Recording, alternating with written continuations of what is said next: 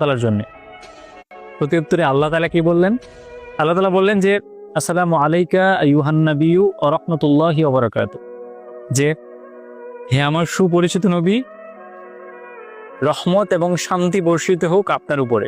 সাল্লাল্লাহু আলাইহি ওয়াসাল্লাম আবারও বললেন যে আসসালামু আলাইনা ওয়া আলা ইবাদিল্লাহিস সালিহিন, যে আমাদের উপর শান্তি বর্ষিত হোক এবং আরও বর্ষিত হোক তাদের উপরে যারা সৎ কর্মশীল।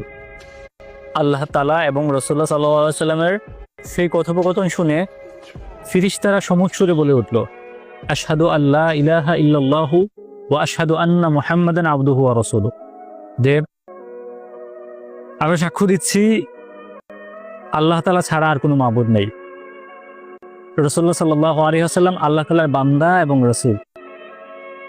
আমরা ইবাদতে মজা পাই না এই জন্যেই, কারণ হচ্ছে আমরা আসলে ইবাদতের গল্পগুলো বুঝি না। সূরাতে আল্লাহ